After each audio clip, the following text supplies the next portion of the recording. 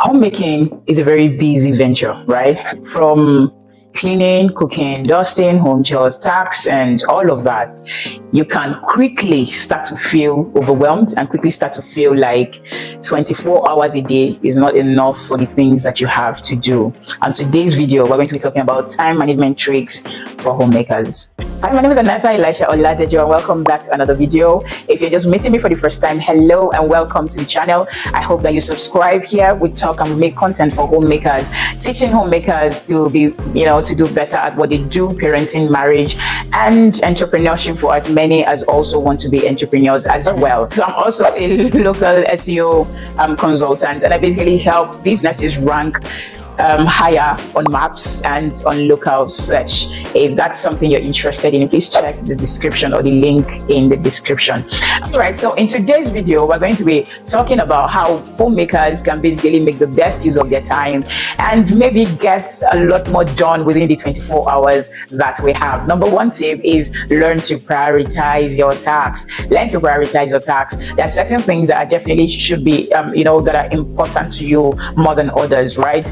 According to scriptures, it says that younger women should be keepers at home, all right, loving their husbands and taking care of their children. I'm paraphrasing right now, of course, and that is the task. That should be the priority, right? Whatever is important for your getting the most important things done for your family, right, for your children. And at the same time, still ensuring that when you are done with all of these things, they're still physically and emotionally available to them as well. So yes. Number one is prioritize the tasks. And now that will take us to number two. When you have written out what your priorities are, for example, my priority is ensuring that at this time I make healthy food for my family, right? I try to prioritize that. But most other things I delegate. So that takes us to number two tip, which is delegating. Now, homemakers should not be ashamed to delegate even their home chores. Homemaking is beyond cleaning, dusting, and just some specific set of rules. It's a set of chores, it encompasses a lot, right? Parenting, ensuring the kids are fine, navigating and juggling, between their, their different personalities. And then, of course, managing finances at home, managing the home in general, ensuring that everyone is well taken care of and the warmth and the love in the home is still very well felt, right? So it's a lot of work. Now, if you have to delegate, the home chores, if you can get someone else to come do them for you, by all means, please do, right? If you garden as well, if you want to get a gardener to help you out, please, by all means, go ahead and do so, right? But whatever that you need to delegate to ensure that you have more time to take care of your family or take care of the priorities that you have set, by all means, please go ahead. All right, number three tip is you want to, as much as possible, budget your daily time, right? Using, say, time blocks, right? Putting specific goals to meet or things to do in certain times of the day. It's the same thing as having a to-do list, right? But to-do list that has timing attached to them. So basically that's it. Yes, if you do that daily, to a large extent, it reduces your, the stress you go through thinking about, I haven't done this, or forgetting to do other things. You focus on the things that are important and, tackle them for the day and prepare yourself for the next day. Number four tip is setting realistic goals. Now, I talked about having a to-do list in the previous tip. Now, your to-do list obviously should have, goals for the day, right? But you need to be sure that you're setting realistic goals, not setting overly ambiguous goals or goals that you cannot meet for that day, right? You want to set, it might be really small goals, but ensure that you set goals that you can meet comfortably that day and boost your morale and boost your energy to basically keep going, right? So you want to set very, very actionable goals. You want to set very specific goals. You want to set goals that you can meet in specific time frames. My blog, Aneta, Elisha-Oladejo.com, helps young women navigate their homemaking season in view of the empty nest phase. From ebooks to short courses on time management for homemakers to parenting, finances, and building small businesses while at home, there is plenty to keep you learning and growing while you create the warm, loving space that your family needs to thrive. I am also a local SEO specialist dedicated to helping small businesses like yours stand out in your community. Whether you're a budding entrepreneur or a seasoned business owner, you can employ my services to amplify your online presence. With 7 years of experience in search engine optimization, I know the ins and the outs of getting your business noticed online. You can book a free consultation or free Google Business Profile Page audit on Aneta, Elisha-Oladejo.com to get started today. You want to set goals that are measurable, right? Yes, and that when you do have these things, you can check them on your to-do list box. It does a lot in helping you look forward to the next day. You're more productive, you're more focused, you're more energetic. Why? Because you are crushing the goals as you are setting them. Number 5 tip is set out time to take care of yourself. Now, one of the reasons why delegation is very, very key for me. I need to still have time to take care of myself. Now, self-care starts from your spirit, right? Self-care, before you take care of this body, right, you need to take care of the real man inside, and the real man inside is your spirit man. You need to have time to have your personal relationship with God. You need to have time to fellowship, have time to stay in deep worship, have time to be in prayers, have time to study the word of God. You need to have time for these things every day. Why? Because as you behold, you become. And homemakers, we are to strive to become more like Jesus, right? Because that's the only way we would be able to tenaciously continue the calling of homemaking and destiny molding that we are into, right? And so it takes you to be led by God to be able to do God's work, right? Yes. So you need to spend time with God, create time for God. Your self-care starts with caring for how your spirit man is growing. Let me use the analogy of a car.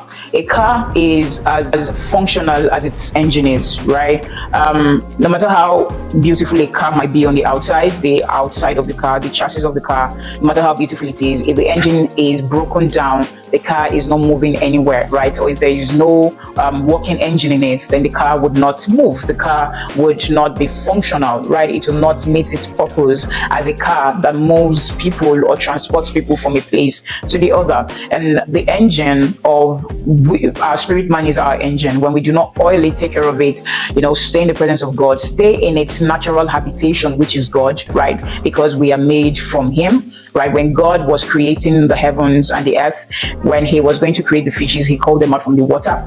He created the herbs from the ground, right? He spoke to the ground and the herbs came forth. He spoke to the water and the fishes came forth. But when He was going to create us, He created us in His image. He took us from Himself. And so the only natural habitat for our spirit man to excel and thrive is in the presence of God. And as such, we need to give that the top priority. A second way to self-care, of course, is your mind. Homemakers should not neglect their minds because they're at home. People have the fallacy or the notion that, oh, what am I doing? I'm just at home. I'm not really doing much. I'm just taking care of the kids. I'm just here tending to everybody else. No, you have to work on your mind. You have to be intentional about the things that you are feeding your mind. You have to intentionally read, even if it were 30 minutes every day, impute something into yourself, right? Grow yourself and be very intentional about it. You have to intentionally read books. You have to intentionally, listen to, say, courses. You have to intentionally take a skill and work on it and get better at it. You have to intentionally work at what or strive to be better or excellent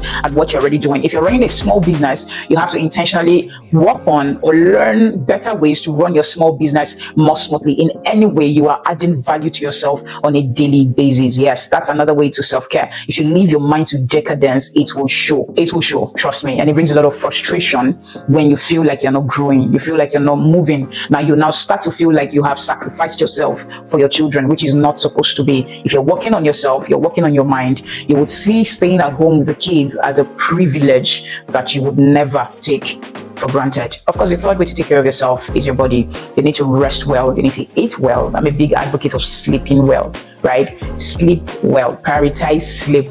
If you are not a breastfeeding mother, right? Even if you were a breastfeeding mother, as much as possible, carve out time for you to sleep well. Have conversations with your spouse, your husband, to take the children off your hands for certain time so that you can sleep well, right? Please prioritize your sleep time. Very important. Do not cater to everyone else and forget to cater to yourself. Why? It's the abundance of what you have that you give. If you're empty, there is nothing to give to anybody else. So yes, prioritize sleep, prioritize rest, eat well, eat very, very well. And yes, exercise every day as well. As little as, 30 minutes walk, gentle walk around where you stay or even around your house will do a lot for you than just, intentionally not moving about, right? Yes, so exercise well, eat well, rest well, sleep well. All right, so another tip, number 6 tip, is embracing technology to help you stay organized and stay on top of your task. Technology should be your ally in your homemaking venture, your homemaking tasks, right? You have a lot of to-do apps that you can use. I'm going to be linking some of them in the description and pointing out some of them here and here, right? Use calendar apps as well. There are also a lot of management apps that can help you manage your tasks or even your small businesses, right? And embrace technology and use it for your good. Use it to hasten and fast track your tasks, basically. So number 7 tip is learn to say no. Learn to say no. People think that we have so much time in our hands, and as such, they might want to ask us for certain favors because they think that we are available, right? People call us to ask us out for lunch. Girlfriends are calling and asking for time to be with them. All associations that we belong to are calling for our time.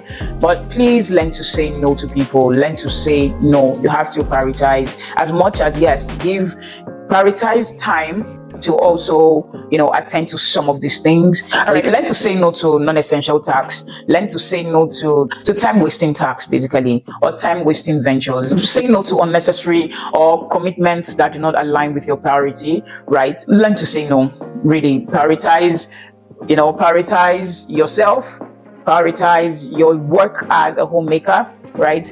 And if you have spare time to run errands or meet up with people, okay, go ahead by all means. But when you actually do not have, please do not take on more than you can chew. Do not say yes to people just because you do not want to disappoint them. Learn to say no. At the end of the day, you see, anyone asking for your help will find a way to work around it and get whatever they need done. Thank you very much for watching the video. If you stayed to this point, I'm so grateful. If it added any value to you, don't forget to give it a thumbs up and share the video if you care. I'll be looking forward to seeing you on the next one. Godspeed.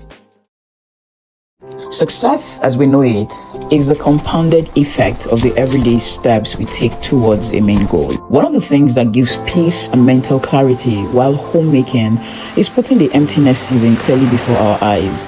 Taking baby steps at the moment while still on the journey of making and keeping the home towards that season is an important aspect of self-care most people overlook.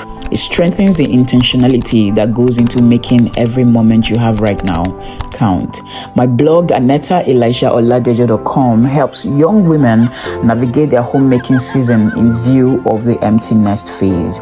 From ebooks to short courses on time management for homemakers to parenting, finances, and building small businesses while at home, there is plenty to keep you learning and growing while you create the warm, loving space that your family needs to thrive.